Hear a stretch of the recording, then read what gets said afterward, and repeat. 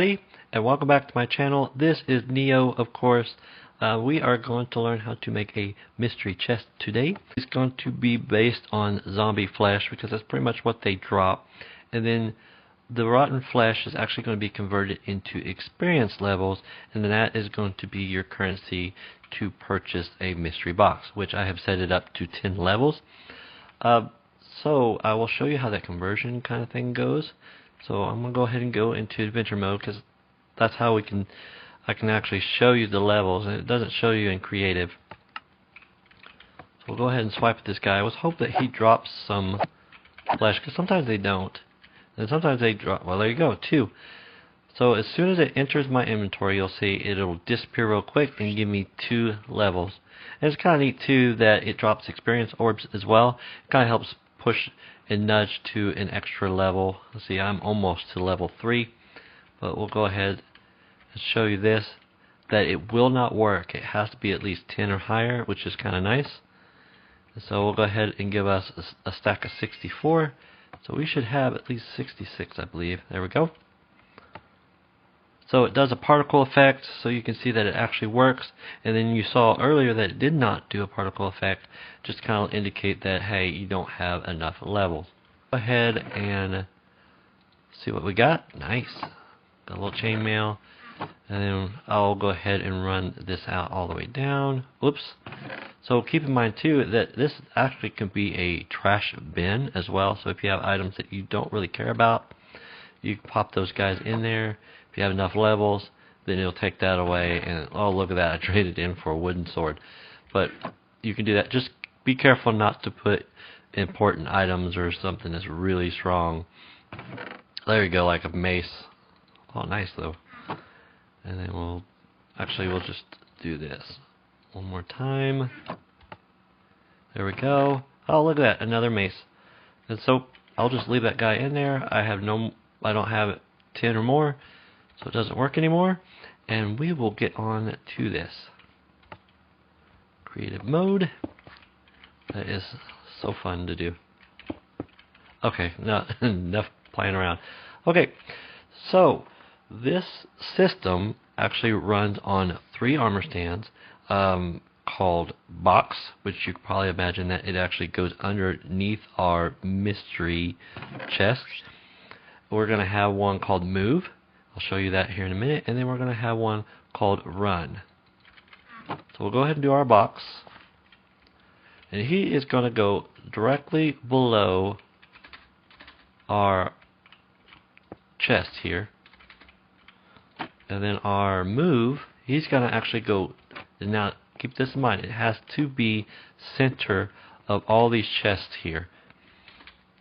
And then we got run. And the reason why I named them is that I know each job that they are supposed to do. So the box is going to control everything, every aspect of this area here with the chest.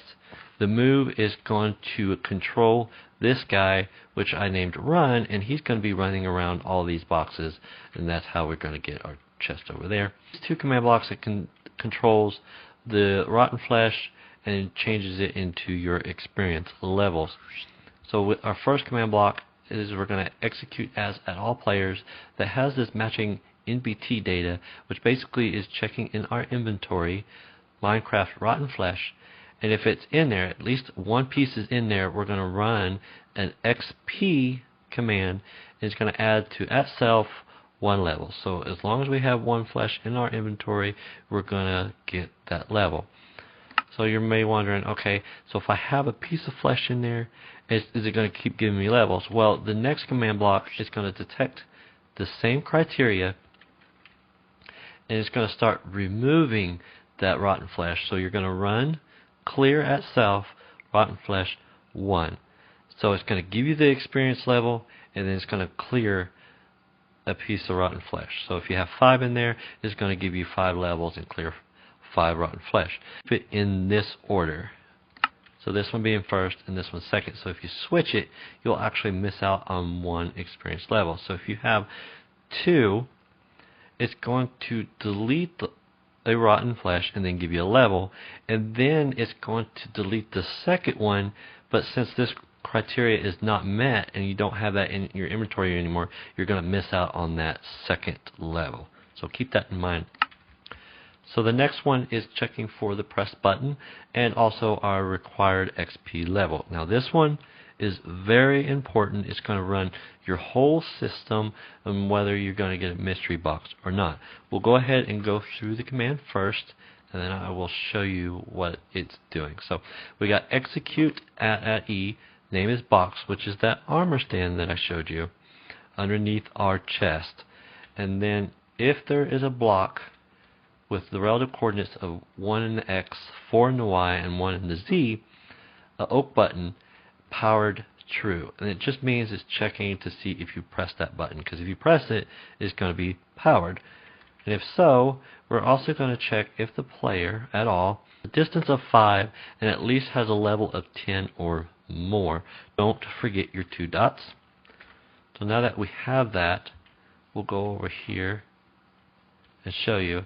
So the button here, as I was saying, that is executing at this armor stand where the location of this button is pressed. And so also keep this in mind too, and then we'll go over it. Wherever the button is facing, so pretend it's pointing that way, so you push F3, right where it says positive Z is saying south. And this function of this block is merely to reset the button. So it's going to place the same kind of button as soon as this is placed. And the reason for that is I do not want a continuous repeat. I just want one pulse to go through this. So that's the reason why I did it. Same relative coordinates. So we're going to do execute at the same entity, which is box, the armor stand. And then we're going to execute if the player is at a distance of 0 to 5. Then we're going to run a set block in that same coordinates, the same button, and then, as I was saying, that facing south. So we're just going to replace it. The next one is we're going to remove the 10 levels from the player. As you can see, it is conditional. So this is going to succeed once, allowing this to succeed once. It's like a fail-safe, because I do not want to take more than 10 levels from the player. So we'll go ahead and look at this guy.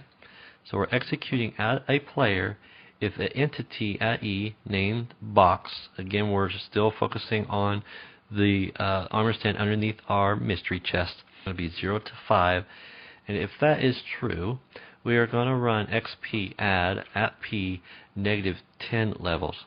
It does not have a remove function, so adding a negative 10 does the same thing as minusing it from our levels. Okay? The next one is going to run our spread players. So it's going to deal with these two commands here. Armor stands, I'm sorry, not commands, armor stands. So what it's doing is we're going to execute at the name move, which is the one that's dead center on the bottom, and we're going to run spread players against the armor stand named run. Now this yellow 0, the way I understand it, is the center point, and then 1 how many blocks away from that center point that it's randomly going to move. The false has to do with teams. I don't fully understand that in the tildes, but I know that this works. So if you copy it like this, it's going to work. And then you can see that it's conditional. I only want it to run 1 time. So 1 success here that this picks up, and then it runs only 1 time, and so it picks up that success and it only runs once, and then that controls the rest of these. Now, the next bit is it's going to execute at the name run, which is the one on top of the chest, and it's going to clone directly below it in the first two, or in the first 2 sets of coordinates there, which are relative, and you can actually mix relative with world coordinates. What we're doing here is we're cloning that chest, and then we have a specialized kind of chest hub where it's going to go, and then we're going to copy from that so that we have one specific spot that we're copying from, and it'll still allow us to have those kind of shop setups anywhere in the map, and we can have more than one. The third coordinate is actually going to replace normal, and I will show you where it's going to go. So this is our chest hub, and it's going to go right here.